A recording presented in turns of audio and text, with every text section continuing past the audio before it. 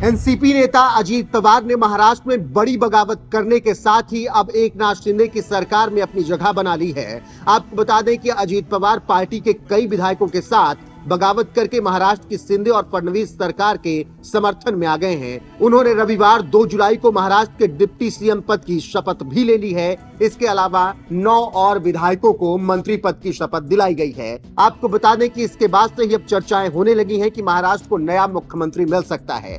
जी हाँ, चौंकिए नहीं, एकनाथ शिंदे को हटाया जा सकता है और उनकी जगह पर अब एक नया मुख्यमंत्री बनाया जा सकता है और वो मुख्यमंत्री बीजेपी के खेमे से हो सकता है। आपको बता दें कि सबसे ज्यादा अटकलें देवेंद्र फडणवीस को लेकर लगाई जा रही हैं, क्योंकि इससे पहले भी वो महाराष्ट्र के मुख्यमंत्री रह चुके हैं। हालांकि एकनाथ शिंदे के साथ जब उन्होंने सरकार बनाई थी तो उन्हें उप मुख्यमंत्री पद से संतोष करना पड़ा था, क्योंकि शिंदे ने मुख्यमंत्री बनने के लिए अपनी बात रख दी थी। ऐसे में जब अजीत पवार अब 18 विधायकों के साथ गठबंधन में आ गए हैं तो उसके बाद ये कहा जा रहा है कि अब बीजेपी के खेमे से मुख्यमंत्री बनाया जा सकता है। दरअसल इस वक्त सोशल मीडिया पर एक तस्वीर वायरल हो रही है जिसमें अजीत पवार दिख रहे हैं जो कि नए उप मुख्यमंत्री बने हैं। इसके अलावा देवेंद्र फडणवीस दिख रहे हैं जो कि एकनाथ शिंदे की सरकार में मुख्यमंत्री हैं। साथ ही एकनाथ शिंदे जो कि महाराष्ट्र के सीएम इस वक्त हैं वो नजर आ रहे हैं। इसके अलावा राज्यपाल भी मौजूद हैं, लेकिन एकनाथ शिंदे इस तस्वीर में मोबाइल में व्यस्त नजर आ रहे हैं, जिसके बाद तमाम तरीके की बातें कही जा रही हैं।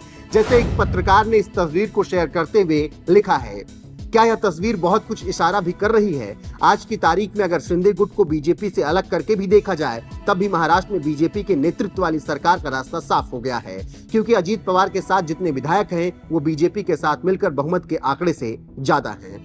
तो इससे आप समझ सकते हैं कि किस तरीके से अब बातें होने लगी हैं महाराष्ट्र के नए मुख्यमंत्री को लेकर, और कहा जा रहा है कि बहुमत के आंकड़े को बीजेपी अब अजीत पवार के विधायकों के साथ मिलकर पूरा कर सकती है, इसीलिए बीजेपी का मुख्यमंत्री बनाया जा सकता है। इसके अलावा शिवसेना उद्धव गुट के नेता संजय राउत का भी पूरे मामले पर बयान आया है और उन्होंने कहा है, यह प्रक्रिया चल रही थी, हमें पहले से पता है। इस बारे में मैंने पहले भी कहा था कि यह हो सकता है। एकनाथ शिंदे के ऊपर जो डिस्क्वालिफिकेशन की तलवार लटक रही थी वो जल्द ही गिरने वाली है। उनके साथ 16 विधायक जो गए थे वो डिस्क्वालीफाई हो जाएंगे। अभी कुछ दिनों में महाराष्ट्र को एक और मुख्यमंत्री मिलेगा। तो इससे आप समझ सकते हैं कि किस तरीके से महाराष्ट्र में एक नई राजनीतिक चर्चा छिड़ गई है और कहा जा रहा है कि नया मुख्यमंत्री महाराष्ट्र को मिलने वाला है। फिलहाल देखना होगा कि महाराष्ट्र में किसे नया मुख्यमंत्री बनाया जाता है, लेकिन जिस तरीके से अभी चर्चाएं चल रही हैं उसको लेकर आपका क्या कुछ कहना है, अपनी राय कमेंट कर हमें जरूर बताएं। साथ ही संजय राउत ने अपने बयान में क्या कुछ कहा है वो भी सुन लीजिए। जिस तरह से आज महाराष्ट्र की राजनीति में भूकंप हुआ है, अजीत पवार ने डिप्टी सीएम की शपथ ली है, 9 अन्य जो विधायक है एनसीपी के उन्होंने मंत्री पद की शपथ ली है। आज ऐसे है कि मैं उसको भूकंप नहीं मानता हूँ। ये एक प्रक्रिया चल रही थी, सबको मालूम था। इस बारे में मैंने पहले भी आपको जानकारी दी थी कि ऐसा होने जा रहा है, ऐसा हो सकता है।